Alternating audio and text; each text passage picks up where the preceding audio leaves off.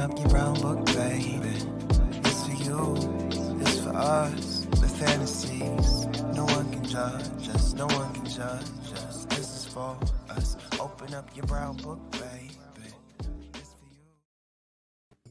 Hey y'all, hey, it's your girl Shay Baby, and welcome to another episode here at the Brown Book Series. Y'all know what's up. It's 6 o'clock. It's Wednesday night. The Brown Book Series is on. So go holler at your friends, go get your drink, and we'll be right back with New York Times, USA Today, and international best-selling romance author, Miss Monica Murphy. This is an interview you do not want to miss, honey. So go get your little stuff. Go get your drinks, honey. Come right on back, all right?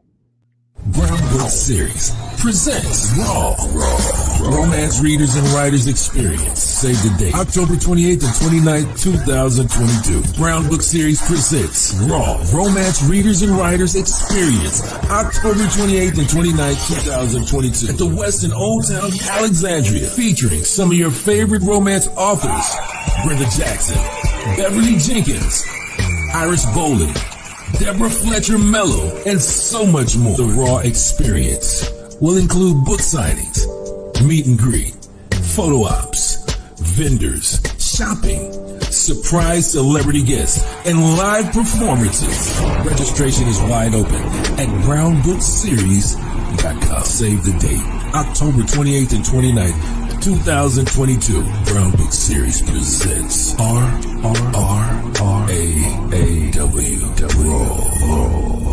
Experience.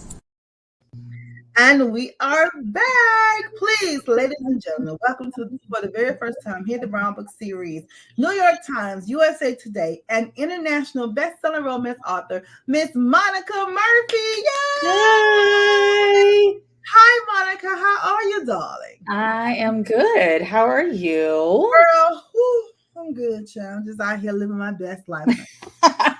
Trying to anyway, girl. Trying to. Right. That's all we can do. That's all we can do, honey. Excuse the sun. The sun was not letting me be great right now. Any other time when I'm trying to get the little flowers and stuff to bloom and all that good stuff, when it needs sunlight, like right here in front of the house, nothing.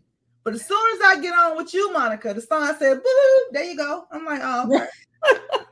All right, we're a little, we had some overcast here earlier. I'm in California, but we're supposed to get like 90 degrees today, which is, it's a little early. Hell yeah, it's way too early for that. Oh my God, 90 degrees, girl. No, we still hoodie. No, our shit is deceiving. I'm in Massachusetts. We're in Boston, and yeah, no. It's like the sun would be out, but it'd be cold as hell. We still gotta wear hoodies. It's crazy. Yeah, I know. Yeah, it is very, very warm outside. Like, I think people are starting to swim and stuff, and I'm just like, oh, so early. I know. You like that? I love it. It's too early for this. We have long, hot summers where I'm at, so not looking forward to it. Oh my God, I'm so jealous. Now, Monica, tell us a little bit about you outside of the literary world, because we're gonna get to that in a little bit. Just what is it in a day in the life of Monica Murphy? Well, I am a wife. I'm a mom. I have 3 children, but only one lives at home. Look, I have a new cat. You can see her. Over there in that chair. Anyway, we live in the foothills below Yosemite on some property. And if I'm not working, I'm outside in the yard. I've been here 20 years. In Yosemite? Below Yosemite. We're like about an hour from the gates of Yosemite. So in Central California. Girl, you're in the country. We are. I live yesterday my dog went nuts. And so I went out there to see what he was barking at. It was a scared wild turkey that was pressed against our fence, like in shock because my dog wouldn't leave her alone. Oh my God. Your dog was probably like, what the hell is this? And she was like, what the hell is that? He was. I know that's what he was. And he only wants to be everybody's friend. So I'm sure he's just like, hey, let's play. And she's like, oh my God. Yeah, so, just like my dog. Yeah, them labs. Yeah. So yeah, we deal with a lot of, wild animals out here. Coyotes will go trotting across, bobcats, wild boar, raccoons. I'm glad you got a fence. They don't care about the fence. They'll come through the fence. They don't care. coyotes mess with the dog? Yes, so that's why I always have to make sure that like he doesn't get near the coyotes. They'll trick you. They'll trick a dog. They'll act like, hey, I'm your friend, and then take them back to the pack and eat them. I know, right? Like, no. So, yeah. And our dog wants to be everybody's friend. It doesn't matter. Yeah, just You know like how my it is. dog. Yeah. I know my dog. I'll be like, Scooby's the stranger danger, stranger danger. You can't just be friendly with everybody. Nobody is a stranger to them, right? That's Yeah. how mine is. You're Yeah, all my friend. mine's like that too. Only time he get real like, yo, what the fuck, is when they come in the house, and that's when he's on alert. And I'm like, yeah, they're already in the driveway. You're supposed to be on alert when they're up there, not when he's in the house. That's when he's really like, okay, who the fuck is this, mom? There was only one time, like he'll be friendly with everybody, and this neighbor guy that lives way down the road, he'll never watch this, so he won't know. He comes knocking on my door, and the dog ran out and sniffed him and started ferociously barking. I'm like, that is not a good person. You're like, get the fuck away from my door. Oh my God, like I don't want you near.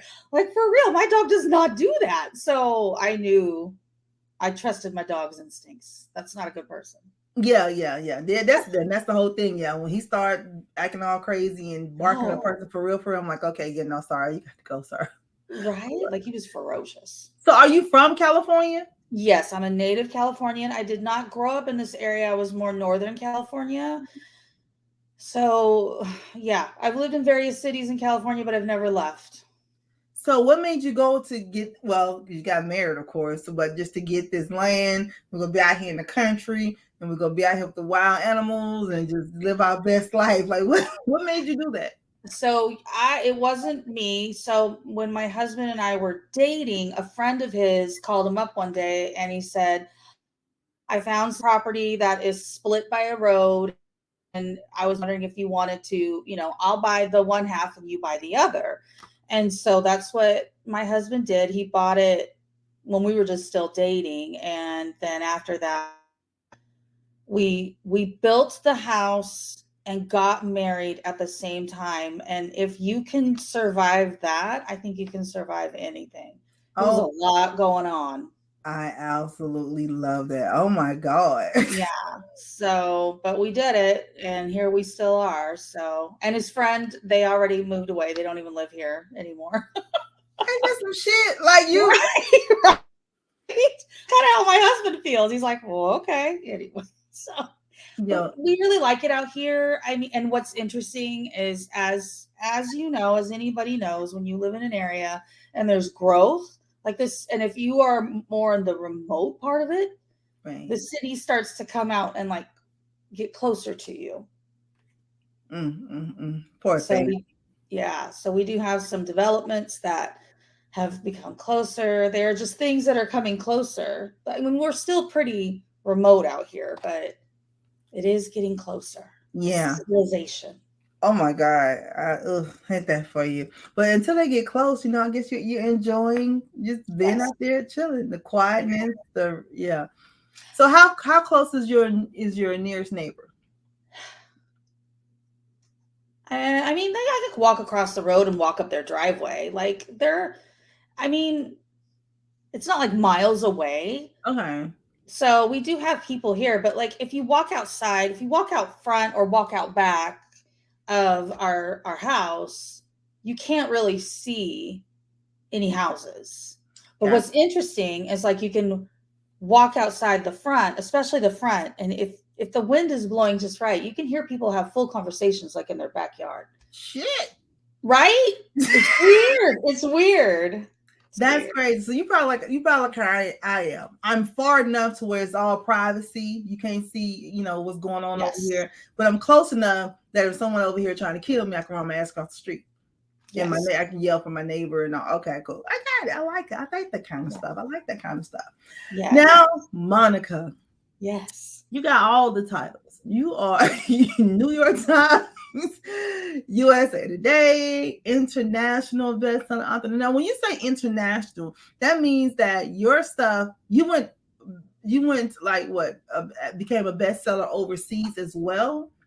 Yeah, like there was I found major success early in my career with the first book as Monica, even though I've written other books under a different name. So though that series I sold a lot of foreign rights, and so they have hit a few bestseller lists over there.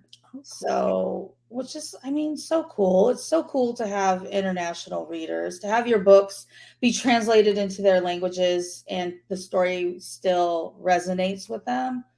So, like, I was one of the first romance authors to be translated for Newton Compton, which you wouldn't think, but that's an Italian publisher. But what, that doesn't sound very Italian, right? No.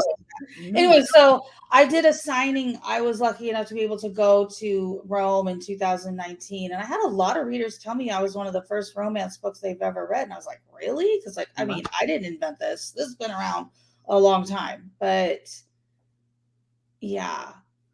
That's hot. So have you ever had a book over here that didn't make bestsellers list, but over there in the UK it did? Well, I've never hit any bestseller lists in UK, but more like Europe. Yeah. I mean, I don't think. Well, yeah, actually, that's not true. Like, I had some books do really well again in Italy that didn't do as well here. Okay. Yeah, I have in the earlier years. I have not been translated in Italy in a while, so. Okay, cool. I get it. Girl. Yeah, I absolutely love it. All right, now, you know what? Speaking of books and all the good stuff, it brings us to the first segment here at the Brown Book Series called Name That Book. Oh, yes. I hope I don't fail. You're not going to fail. But we take a synopsis, a character, or something from one of your books, and you have to name that book. Now, since you have a few series, if we give you like the character's name, we meant the name for the book that they're the main character of. That makes sense. Okay. Okay, cool. Let me see here. All right, you ready? I am. Dude, you're gonna get it. You're gonna do it. I am. No. First up, name that book. Character, Jade Frost. Oh, that's fair game. Yep. See, that's you're doing a wonderful job already. All right. Name that book. Temporary. That's the word I'd use to describe my life right now. That is 1 week girlfriend. 1 week girlfriend. Girl, that book was a mess, honey. Ooh. My God. 1 week. Go me. Okay. I was like, honey, I said, I go in the form, honey, just writing her ass off because that one was a good one. I had to read it twice. And I like it because it's not a duet. It's like it's a few books in this series. How many books in this series? In the 1 week girlfriend series? Yeah. Yeah, there's two that are actually connected. 1 week girlfriend ends in a cliffhanger. Yes, girl. Yes. Yeah, I know. And then there's Second Chance Boyfriend, and that completes their story. But then there's other books in the series. And that's a duet, honey. Yes, that cliffhanger. I was like, oh, I know. I had a lot of people threaten me when I originally wrote that. And I'm telling you, I was just like, yo, I just love. You know what I love about it? I hate that I'm slow on your books, but I was so happy that this other book was already out. I know. You can't beat that. Because I said, yo, if I would have read this when this first came out and this cliffhanger was on here, I would have died. Yeah, there were people that were mad at me. Yeah, like, I can't wait to read the next one. I'm like, okay, yay. So I was good. I was just like, oh, what happened? Okay, click, download, let's go. And so I was good. So I was good. Yeah, good. That's just crazy. All right, so next up, name that book. She'll get over it. She's hours away from being part of our family for good. We can disappoint her, make her ass mad, whatever. But there's nothing she can do because you know what? We're family. She can't do nothing but sit up there and be your mad, honey. What's she gonna do? No. Right? I mean, I feel like that's my latest book, but I don't know. Is that The Reluctant Bride, or am I wrong? What that's not you. I mean, I'm just saying, you know what I'm saying? I'm just saying. Read it again, honey. She'll get over it. She always I know. I don't know. Okay. See, it's been too many books I've written. But it's been a long time too for this one. It's Intoxicated. Woo, you went way back. You know what's so funny is that I have certain book covers framed on my wall, and I have Intoxicated right over my computer. It's literally hanging right above me right now, the cover. And yeah, I haven't thought about that book in a long time. So Intoxicated. I said, "Oh, this is good." You need to reread some of your books, ma'am. Oh my gosh, I wrote that in 2013. That was a long time ago. I know you need to reread it because this shit's good. It's good. I'm just saying, just in case you didn't know, if you haven't read it in a while. Thank you. That's so funny. Yeah, you need to reread it. It's so funny because when I first read it, it was like 2 years ago. So then I was like, okay, let me refresh myself. Let me read another book. And I always go back to that one. I don't know what it is. Maybe that fine ass man on the cover. I don't know. I know, right? That's why he's on my wall. Like I'm looking up at him right now, hovering above me, button his jacket. I love honeys, especially the billionaires and stuff. I be like, she know how to write. Girl, she know how to write about a man with some money, honey. Let me see. All right. Name that book. Crazy how 8 years can disappear in an instant. Is that part of the Never duet? Never Tear Us Apart? Yeah. Yay, you did great. Never Tear Us Apart. That was another duet too. I was like, but it was nice. It didn't, it didn't leave me like, the fuck is happening? I was cool with that one. Okay, good. I was cool with that one. Okay, good. Yeah. With the other one, The Weekend Girlfriend, I was like, what in the whole hell just happened? I know. All right. Name that book. One moment, I'm the forgotten daughter of one of the most wealthiest families in the country. And the next, I'm the blushing bride in an arranged marriage. That is The Reluctant Bride. Girl, she's like, what the whole fuck? But that part wasn't in the book. That's my part added to the book. Right. No, I'm sure she thinks that quite often as she goes through her trials and tribulations. Yes, when you revamp it, you can put in there what the whole fuck. Well, have you read that one? Because I have not. All right, you'd kill me because it ends on a major cliffhanger. Major. Wait, I'm not gonna read it. When is the one? And I started it. I'm just like maybe on the 3rd chapter. When does the other one come out? June. So it's not too long of a wait. Mid-June, June 14th or 16th, something like that. And then the next one, it's a 3-book. And the second book has a cliffhanger. And then the 3rd one's out in August. I know. Monica, listen, you gotta send me those books. I can't do it. I can't take it. I'm just gonna have my address out there. You gotta just send me these books. Now I'm gonna feel like, and it's so crazy that you said that. Because I was reading it, like I said, I'm on the 3rd chapter because I was coming in from Chicago, and I was playing. Okay, cool. Let me, I said, Shay, you can't keep reading Intoxicated and the Wicked Girl. You got to read. You know what I'm saying?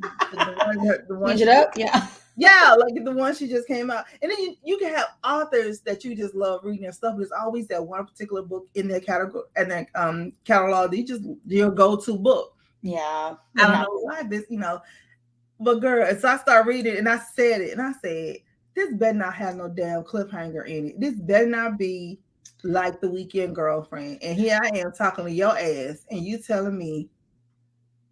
It's funny as I haven't written one in a long time. I have not written a cliffhanger. Because you guys, you upset us all. You just pissed everybody. You pissed everybody off so much. You didn't need to read it. So I stopped, I guess. Now I'm just like, all right, let's go. Now I'm up here reevaluating my whole life. I'm trying to think, should I continue? She's like, I'm going to wait. Should I wait and just get them all? I can't wait now because I'm on chapter 3. So I'm like, you know what I'm saying? Oh, you make me sick. Tell everybody. Now I'm pissed off. Tell everybody. A little bit. Cliffhanger, guys. I'm sorry. She don't mean it, y'all. She ain't sorry. She do another one.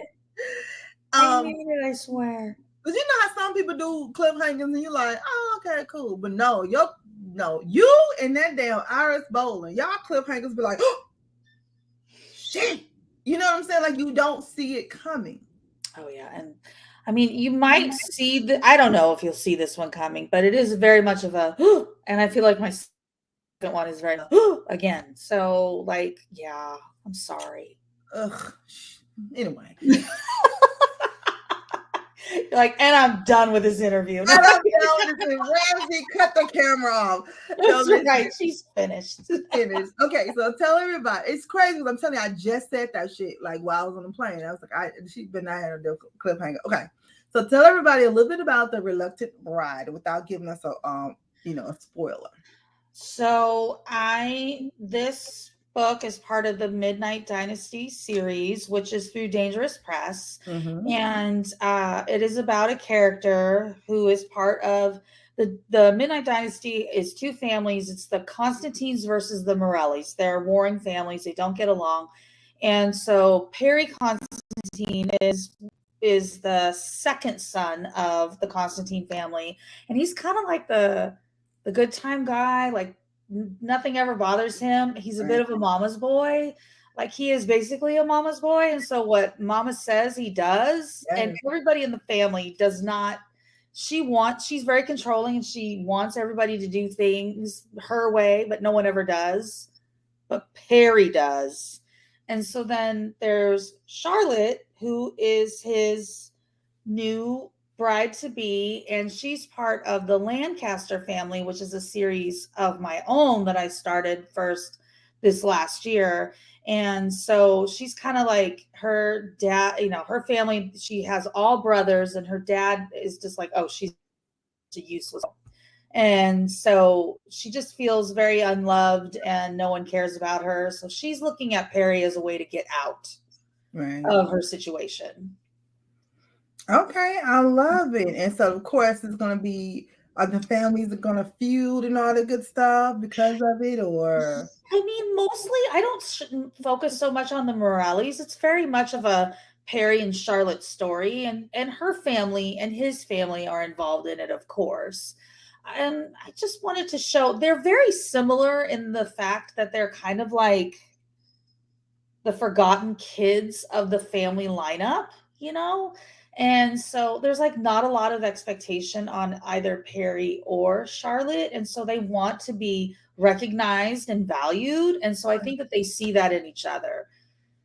I like it. I absolutely love it. Yeah. I fell in love with Perry reading Kay Webster's Stroke of Midnight, her Cinderella series that she did for Dangerous Press. And I was like, oh, I love Perry so much. And my publicist was like, well, maybe you could write Perry's story. And so that's how that came to be. So I just fell in love with him as a character that somebody else created, really. You know what I mean? So then I feel pretty lucky to be able to write a story, but it's also scary. There's a lot of expectation. People love Perry. So I really wanted to make sure and bring it, I absolutely love that. That is so hot. Now, Monica. Yes. Girl. So you're fully published, or are you considered a hybrid author? I mean, I have been mostly self-published these last few years. I started out as I wrote under a different name. I wrote under the name Karen Erickson, and I've been published as Karen Erickson since 2006. Oh, and so wow. So I wrote mostly like erotic novellas and actually books too for digital press way back in the day when those things were still popular. Laura's Cave, Sam Hain. I'm throwing out some really, old names there. Old names, right. Yeah. And so then I decided to write as Monica. I fell in love with all the new adult books coming out in 2012. And so I thought, I'm going to try my hand at this. But I thought to myself, well, if it fails, I'll use a different pen name.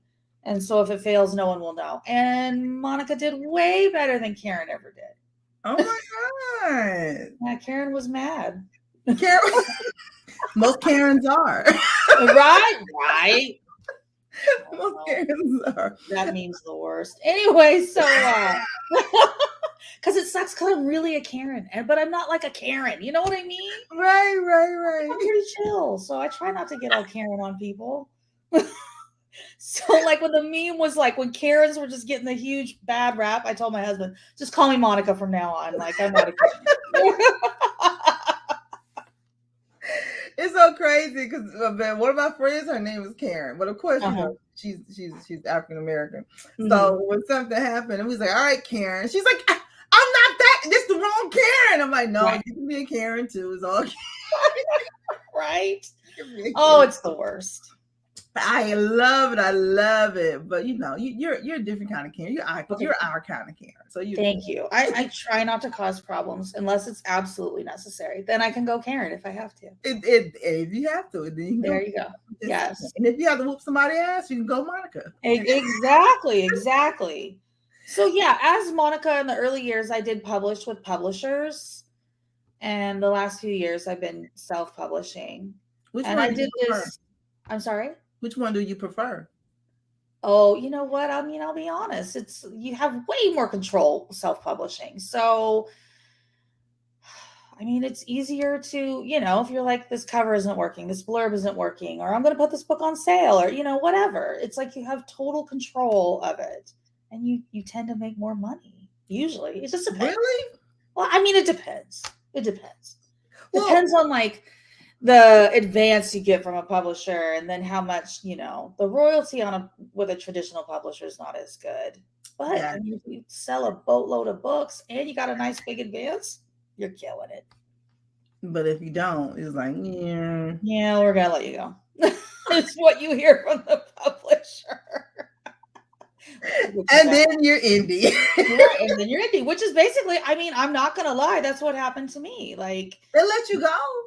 They let me go. After you became New York Times USA Today? Oh, yeah. Before? Oh, yeah. After. What did they say? Did they give you like a letter or something? But like, hey, good luck with your future endeavors? Yeah, kiss our butt. We're out. Oh, no. It was a situation. I'm just getting real here right now. It was a situation where you underperform. Like they really went out and bought a lot of new adult authors during that time period. There are a lot of us that switched from indie to traditional. And then after a while, like you're not performing to their expectations. And so they let you go. That's crazy. But if it's so many of you guys, like, was they even giving you the attention that you needed to perform? I feel part of it is that we were so much more of a digital, like we did better in the digital market, in the ebook market versus the print market. And I also feel like I was guided wrong. I don't want to say things bad, like about the publisher. I loved my editor. I still love her. If I see her at any type of event, we will always talk. Right. But, I mean, sometimes just things don't work out. And I am not alone. There are a lot of us that this happened to, who are still successful to this day, who are indie publishing, who have gone back to traditional publishing, whatever. There are people who, are still out there. But there's a lot of us that started at the same time who you don't see anymore either. Right. So that does happen. The biggest thing I've noticed with this business, and I can really say this, having been published for, 16 years, which is kind of unbelievable to me, but don't give up. Just keep going. It's very much of a roller coaster. You'll be low 1 minute and then you'll be high the next. So just keep rolling. That's about it. You got to keep rolling. I've seen a lot of people give up. There are only a very, very small handful of people who started when I did, like that I met at the RWA conference in 2005. I mean, I can think of 3 that I know who are still publishing successfully. Damn, after all them people that you met there? That I know, like personally, there are still people who were there and who that you know personally. Yes, but like people who were just starting out, like me. You know what I mean? Like we were just starting out. We hadn't been published yet, or we had just, got interest in being published because one of the women I met, she had already sold to a small publisher. So it's just, it's pretty interesting. Dang. You gotta stick with it. You got to, because that's You got crazy. to. Yeah, I'm not sure. Yeah. Ugh, I hate that too. Because it's like, dog, when you're a writer, I just feel like you have so much creativity and so much to say and, everything in your mind and you just want to put it on paper.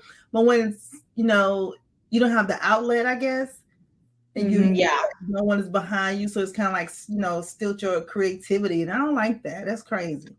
Well, and I think that can happen too. And I think like with some of us who get burnout and whatnot, I have suffered through burnout in the past. I think when it's not fun anymore, when it truly becomes a job, even though this is like a dream job, like, I feel really lucky that I'm able to write words and people actually want to read them. So I don't say, oh no, this is a terrible job. No, it's a great job. But sometimes it can feel like actual work. And I think that hurts a person's creativity. I think sometimes people can suffer with that. Yeah, for sure. I totally understand that. I get that. Yeah. Now, Monica, when you decided that you wanted to be a writer, like how did you know that writing was your thing? That this is what I'm going to do. And sorry, Mom, I'm not going to be a lawyer or a doctor. I'm going to be a writer. I was always a big reader. I love to read, and I started reading romance. I started reading teen romances when I was in my very early teens. And then I found a bag of romance books in our hall closet when I was still living at home.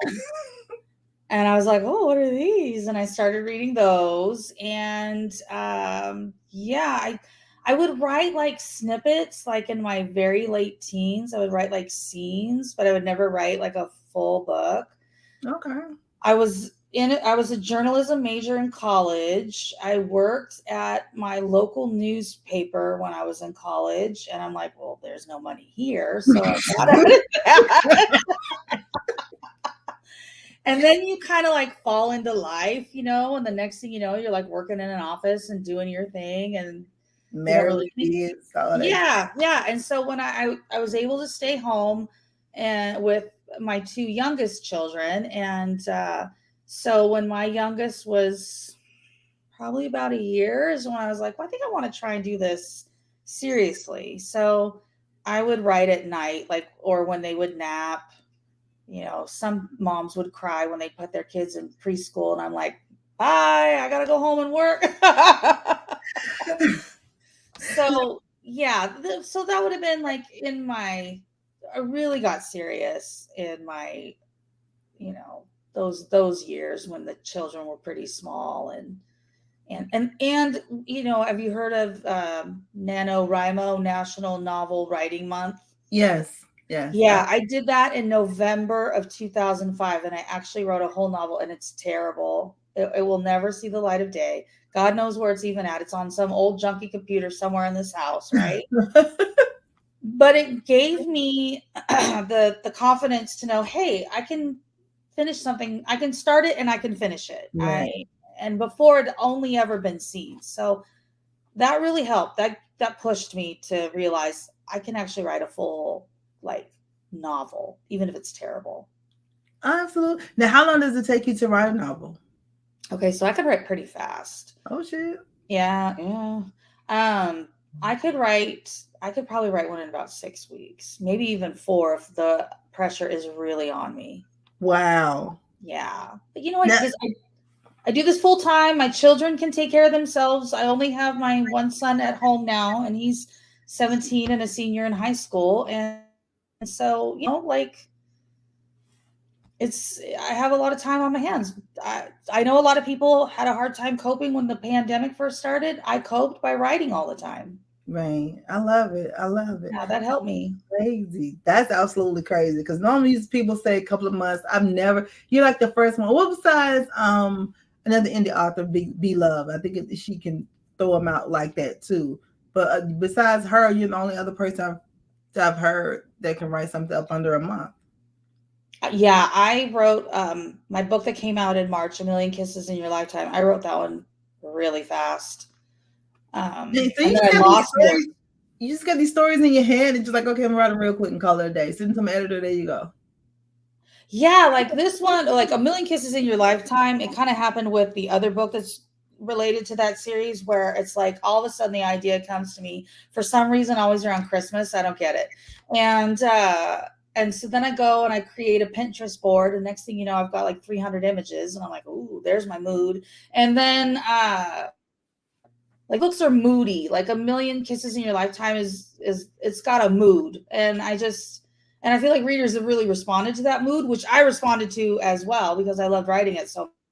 It's all the hearts And the kisses. What was that? It's all the hearts on the books, the kisses and stuff on the books. Yes, yeah. I love that cover.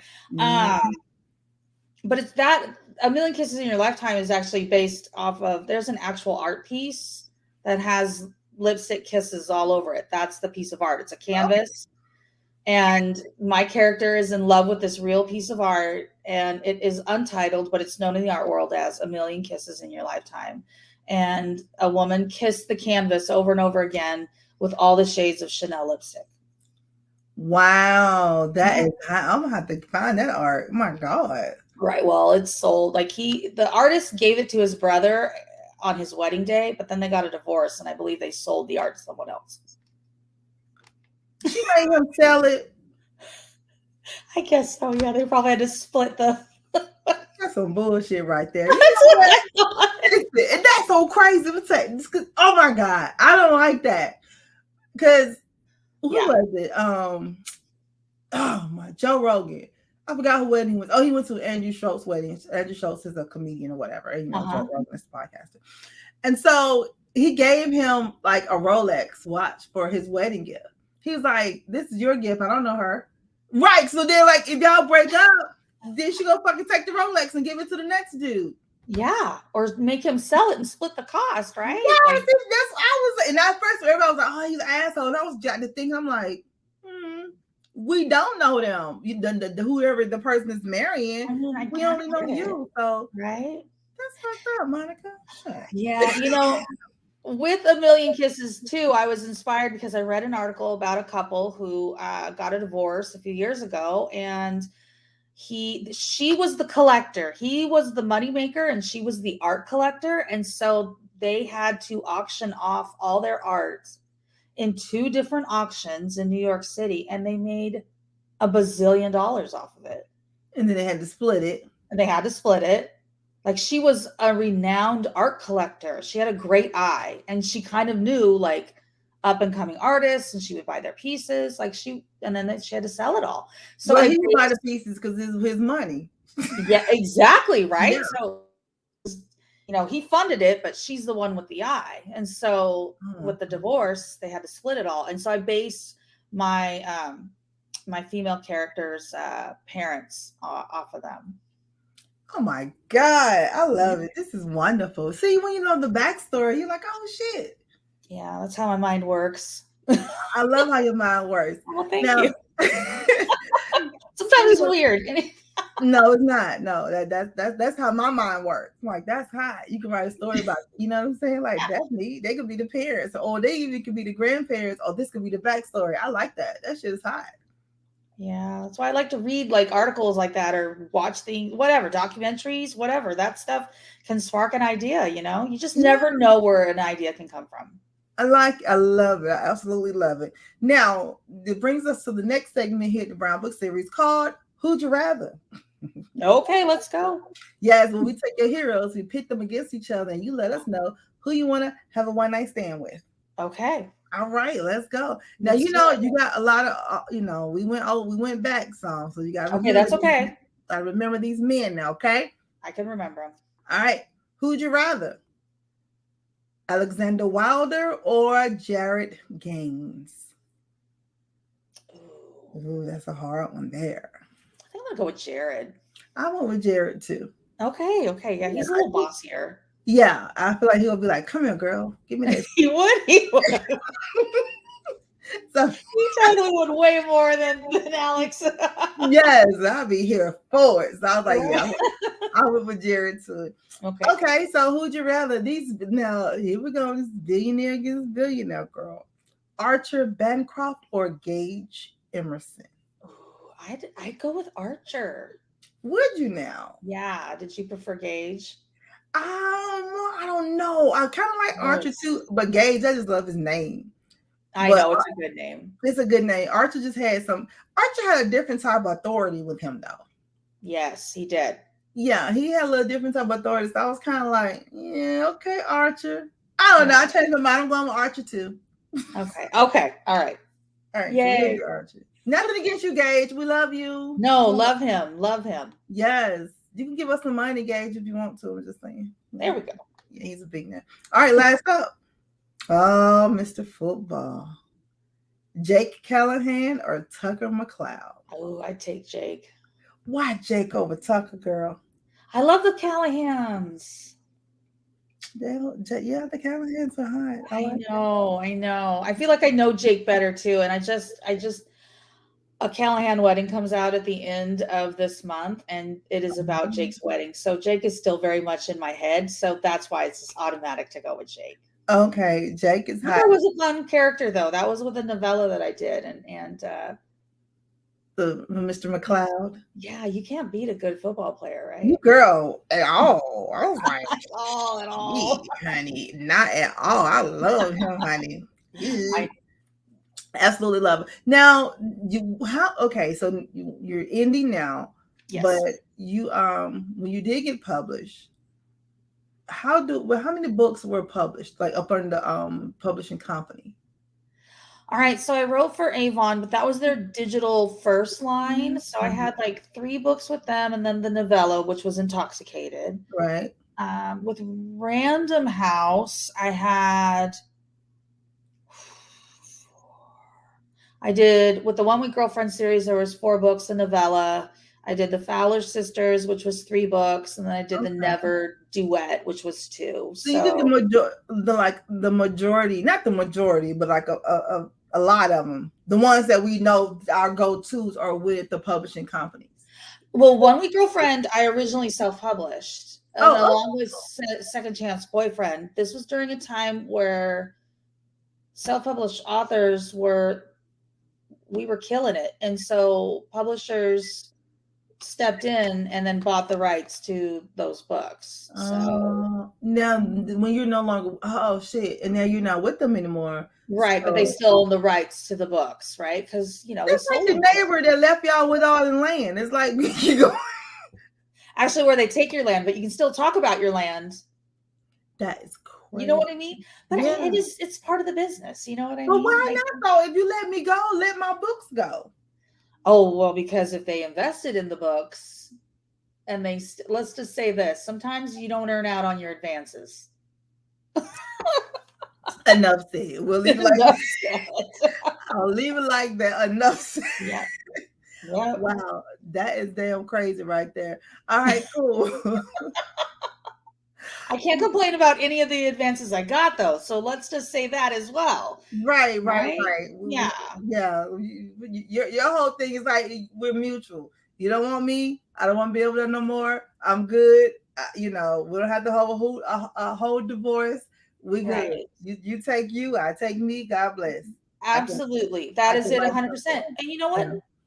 Just because that happened, it doesn't mean I wouldn't work with a publisher again either. Right. Like, not that publisher again.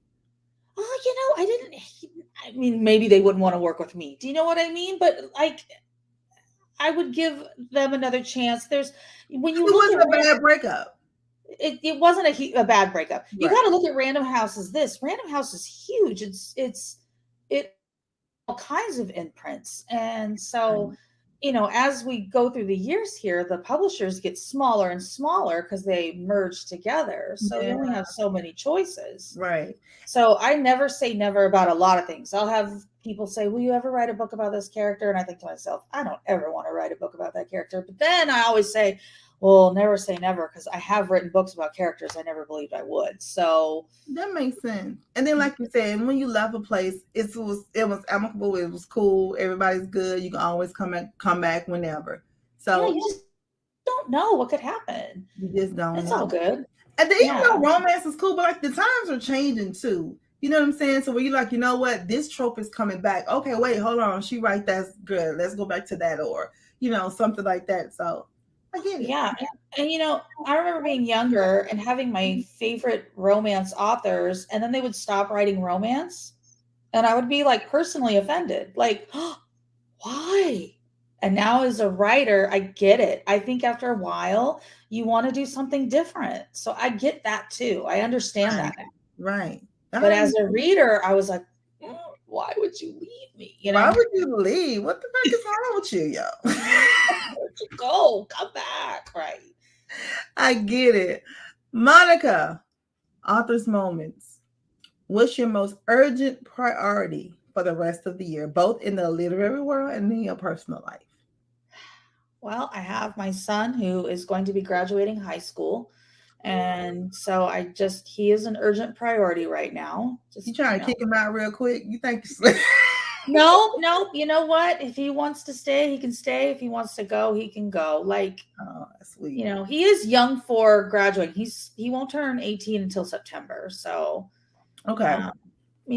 But right now my priority with him is just to make sure he has a good time here these last month, basically, of school, and, figure out what's going to happen next. And with the book world, I just keep writing and keep enjoying what I'm doing. What'd you say? I'm sorry. See what happens next. And see what happens next. Yeah. I absolutely love it. Author's moments. In being a novelist, what did you learn a little too late? I wish I would have started earlier. Oh, 16 years ago was a long time. I know, but I still wish I would have started even earlier. Oh, wow. I do. I mean, timing and all that things, what's meant to be is meant to be, but I wish I would have started a little earlier. And plus, I feel like, people say that when they're in their moment. It's like, it was meant to be, because that's what it is, Right? Yeah. And I cannot complain, but sometimes I think to myself, I wish I would have started a little earlier. Oh, what else did I learn a little too late? I'm trying to think what else is there that I could have learned a little too late. There's a lot of things. I'd probably have to roll out a list. There's all kinds of things. You make mistakes. I feel like sometimes earlier in my career, things happen to me instead of me purposely planning out a plan. Got you. Yeah. It's just things would come at me and I'd be like, all right. And now I'm a little more purposeful in my choices and what I do. I like that. That's what's up. Look at you. Yeah. All right. Author's moments. If you could sit down and have tea with one fictional character of yours, who would it be? You know what? I think I would have to go to Fable Callahan from One Week Girlfriend, and because I would sit down to her and be like, look at what we did, because I released a whole second generation series about their children, like it's a soap opera. Yeah. I don't know if you ever watched those, where one day, the kid would be 8, and next thing you know, they're 18 and causing trouble. So that's basically what I did with their kids. And it's just fun to see how I've grown that and have all these characters. And it all started because of Drew and Fable. That's pretty cool to me. I love it. Okay. Yeah. I like it. All right. Author's moments. If you could sit down with your 15-year-old self, what would you tell her? Tell her you're going to probably make a few bad choices, and that's okay, but you're going to end up okay. You're going to end up in a good place. That's it. That's what's up. Don't worry. Yeah, all that reading that you're doing was not wasted. It's going to pay off, right? It's going to pay off. And start early. And start a little earlier. Believe in yourself a little more. You know how it is. Sometimes it's hard for us when we're younger to believe in ourselves. Yeah, 15 is such an awkward age. 15 is like, oh my God, either the world is just coming down and nothing's right. 15 right. It was a mess. All right, author's moments. What would your pen name be? Well, it is. My pen name is Monica Murphy. So there you go. All right. So if it wasn't Monica Murphy. Oh, gosh. And what made you pick Monica Murphy? Because Karen is your real name, right? So do you not, when you first picked Monica Murphy, when they start calling you Monica, how were you like, who the fuck is they talking about? Who are they calling? I had a harder time, I swear, with Karen Erickson, because Karen Erickson is my maiden name. That was the name I was born with, but I have a married name, and I would be at signings at first, and I would try to sign my actual married name. Oh, that was hard. Yeah. So as Monica Murphy, it's easier because it's completely like different from what I actually am. I came up with that name because I had an editor who started a small publisher, and she was publishing YA horror stories. And so I wrote a very short story for her. And she's like, we can't publish it as Karen because you write erotic romance. You can't have these kids find out you're writing erotic romance. So my husband and I, yeah, right. Like I didn't want to direct them there. So my husband and I came up with Monica Murphy. And that was about 2 years before I actually published as Monica Murphy, the One Week Girlfriend book. So that's hot. So if you didn't have Monica Murphy, what other names were on the table? Oh gosh, I can't even remember. So if you did it again, would you write? Well, first of all, like you said, if you went to another genre, would you get another pen name, or would you kind of merge one of the two? Or if they asked me to do another pen name, I would possibly do it, but I gotta be honest, Shay, it is so hard to maintain two names. Like Karen Erickson doesn't really publish anymore. I don't promote her really. It's so hard to maintain two names. So to think of a third, I'd be like, ugh. But if a publisher was like, you know what, we really want to publish this, we'll give you all the money, we'll give you all the promotion, but you got to come up with a different name, I'd be like, all right. Yeah, I understand that. It would be so crazy to me because like I was talking to Jade Lee. And she published up under Jade Lee and Kathy Lyons. Yes. And I'm like, those names are so different. Like, how the hell you keep up? Like, it's just crazy. So I totally understand that. It's a lot. It's hard enough with a single name with your books and trying to promote them, and then doing two personalities. It's double duty, and someone you'll always slack on someone. Right. And Karen I would think they will overlap. It's like that can happen too. Oh man, that's crazy, Lord. But we like Monica Murphy because Monica. Okay, Murphy. thanks. Okay, yeah. Thanks. So you can say Monica Murphy. Okay, I'll just be Monica forever. Just Monica. Monica, dead or alive? If you were hosting a dinner party and could invite 5 people from any era, who would it be? Oh wow. Okay. Right. It doesn't have to be literary, right? No, anybody. Anybody. Any era. Any time period. Go back as far as whatever. However. Some people say they would invite Jesus. However, whatever. I mean, I wouldn't mind Jesus to be at the table. Let's hear what he's got to say, right? Like, yes. Ask him some real questions. Yeah. Yes. Okay, we'll put him on there. I would like to. I've always been fascinated with Anne Boleyn, who was, with Henry VIII. She had a lot of influence on him, so it would be kind of fun to hear what she has to say. They had a documentary on her not too long ago. I was like, she was a little different.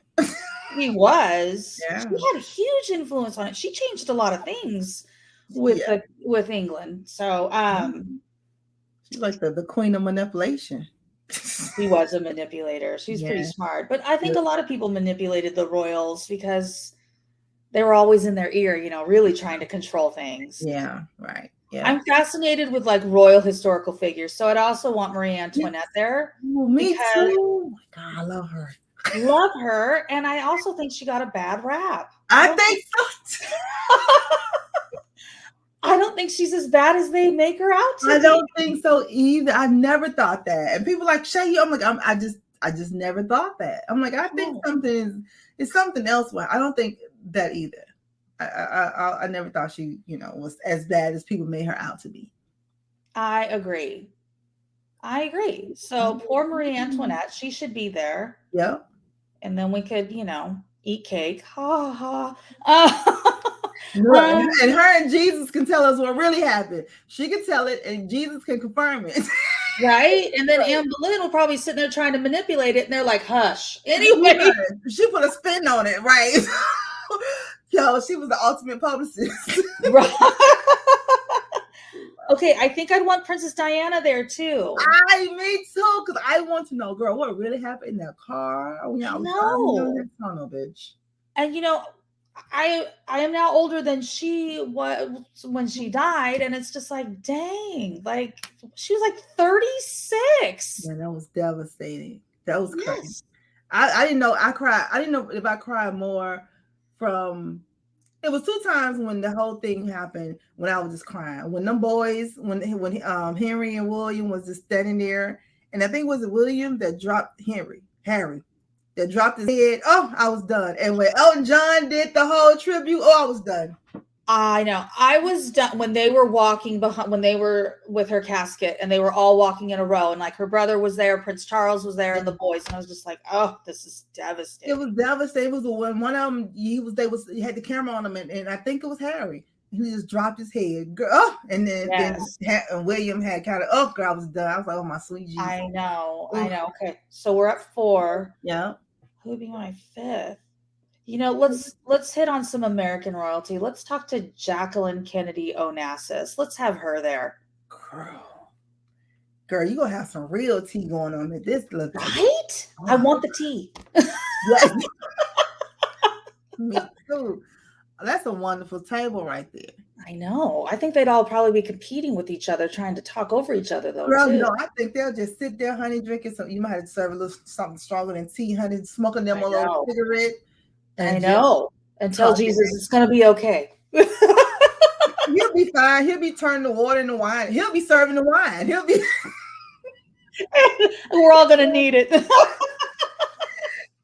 serving the wine. It'll be great. I absolutely love it. Monica, this has been so wonderful. We have one question left in our interview. Okay. But before we go, before we ask this last question, I want to thank you for being here. Thank you for having me. This was a lot of fun. And tell everyone, want to let everybody know how they can get in contact with you, all your social media handles, and where they can get your latest novel. Perfect. Oh, you want me to say that? Yeah, girl. Okay. I'm on Facebook, Monica Murphy Author. I'm on Instagram, Monica Murphy Author. TikTok, Monica Murphy Author. Website is monicamurphyauthor.com. Yeah, those are my main places I hang out. You can find all my books on Amazon, any other retailers, Apple. I do have a lot of books in Kindle Unlimited, but not all of them. So I am also like Barnes & Noble, Kobo, Google Play. Stuff like that. All right, everything. But guys, if you just go to her website too, honey, she have all the links there. And I like that up under your books and your website, you have where they can go to different platforms to read your book. To get and I try to really stay updated on the website. I try my best, because if they're going to find me anywhere, they can at least find me there, and all the books are there. That's true. I love it. Monica, last question. Okay. If you were writing a book about your life, what would the title be? Oh my gosh. Maybe it would be called Did That Really Happen? Because there are some moments sometimes where I'm like, did that actually happen? Maybe it should be, Did That Actually Happen? Did that actually happen? Yeah, I love it. I absolutely love it. Ladies and gentlemen, please give a round of applause to New York Times, USA Today, and international best-selling romance author, Miss Monica Murphy. Thank you, Monica. Thank you, Shay. Thank you so much for having me. This has been a lot of fun. Thank you for being here. Hold 1 second for me. Okay.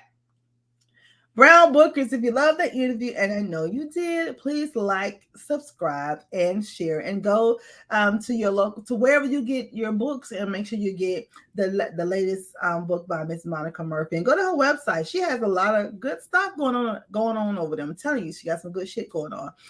Y'all know what we do. Let everybody know that you can watch the replay as well here at the Brown Book Series. And it's going to be hot. If you haven't got your ticket yet for Raw, please go do so. It's RRAW, therawexperience.com. So RRAW experience.com. Or you can go to our website, brownbookseries.com, to catch the link there. Also, keep checking our website, because there's plenty of updates for the authors, interviews, behind the scenes. We're going to have the pictures up from the Chicago Spring Fling and the B-roll. The B-roll was everything. Oh my God. It was awesome. So make sure you go over there and just, hang out on the website. It's your girl, Shay Baby. Thanks again for the Brown Book Series. Stay safe and stay positive.